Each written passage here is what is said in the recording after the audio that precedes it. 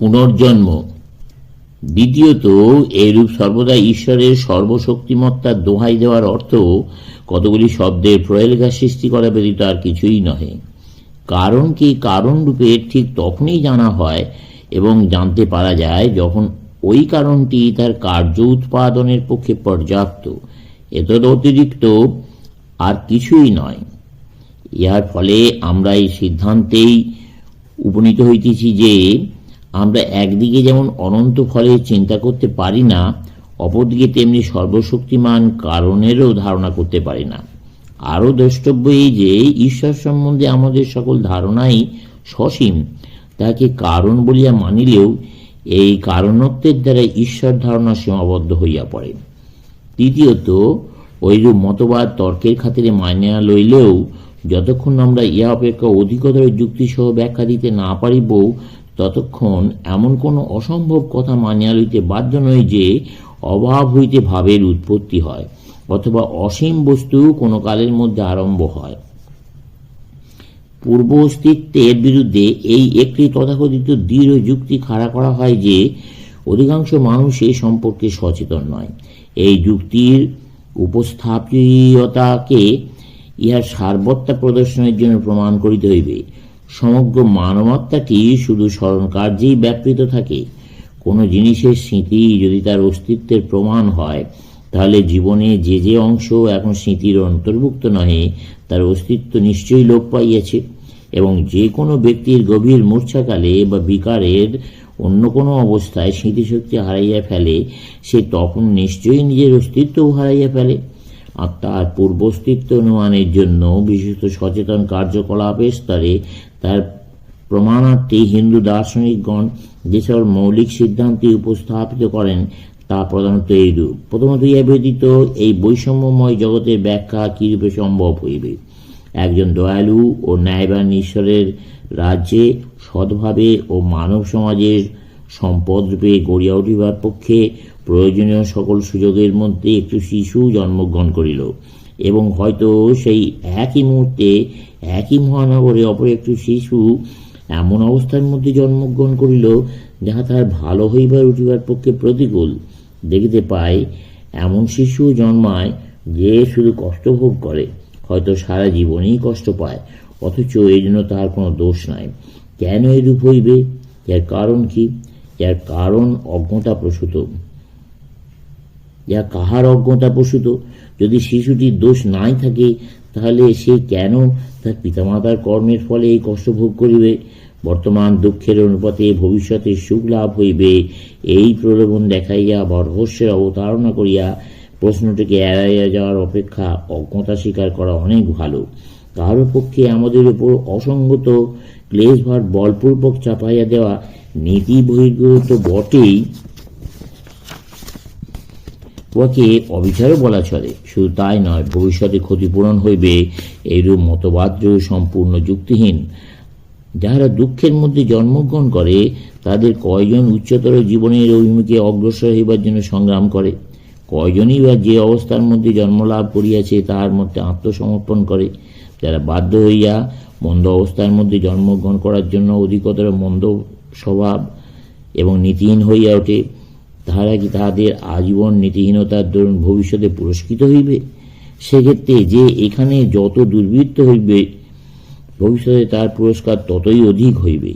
সুখ দুঃখ ভোগে সকল দায়িত্ব ও ন্যায়সঙ্গত কারণের ওপর, অর্থাৎ আমাদের স্বাধীন কর্ম বা কর্মফলের ওপর আরোপ না করিলে মানবাত্মার মহিমা ও মুক্ত স্বভাব প্রমাণ করার এবং সংসারের এই অসাম্য ও ভয়াবহতার সামঞ্জস্য স্থাপন করার আর কোনো উপায় নাই।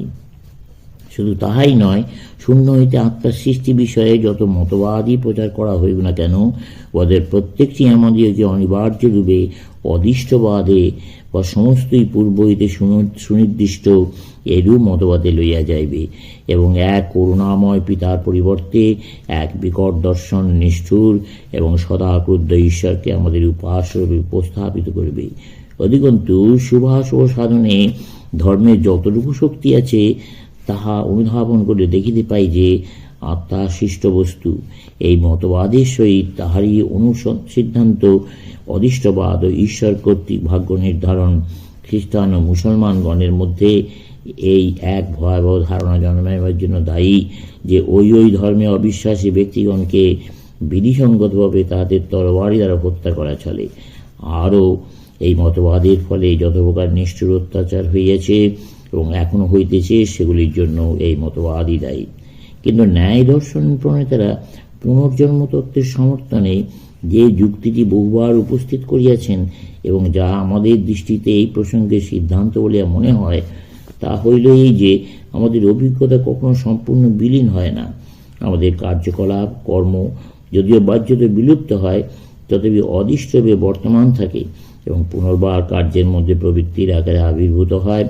এমনকি ছোট শিশুরাও কতগুলি প্রবৃত্তি লইয়া জন্মগ্রহণ করে, যথা মৃত্যু ভয়। এখন যদি প্রবৃত্তিকে বারংবার অনুষ্ঠিত ক্রিয়াকলাপের ফল বলা হয়, তাহলে যে সকল প্রবৃত্তি লইয়া আমরা জন্মগ্রহণ করি তাহার অর্থ সেই দিক দিয়া ব্যাখ্যা করিতে হয়।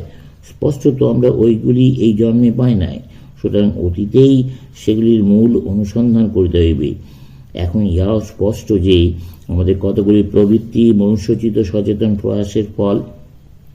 ইহা যদি সত্যি হয় যে আমরা এই সকল প্রবৃত্তি লইয়া জন্মগ্রহণ করিয়াছি, তবে অবিসংবাদিত রূপে প্রমাণিত হয় অতীতের সচেতন সকল প্রযত্নই ইয়ার কারণ, এবং আমরা যাকে মানবীয় স্তর বলি, বর্তমান জন্মের পূর্বেও আমরা সেই মানবোচিত মানব স্তরেই ছিলাম।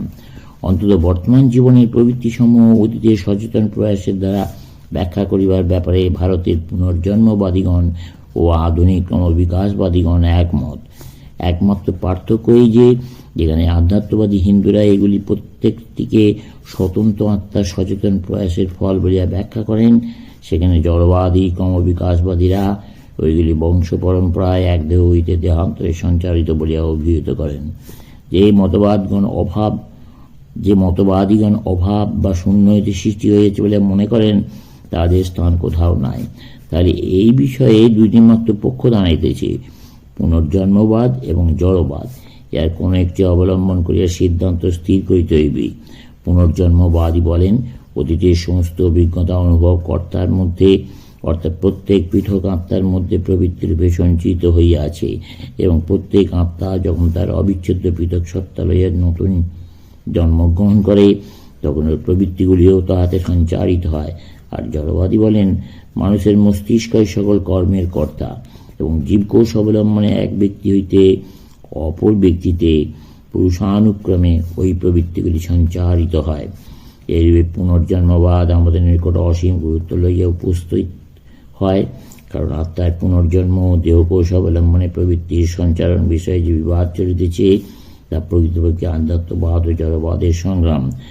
যদি কোষের মাধ্যমেই সঞ্চারণী সন্তোষজনক ব্যাখ্যা হয়, তাহলে জড়বাদ অনিবার্য, এবং তখন আত্মতত্ত্বের কোনো প্রয়োজন থাকে না।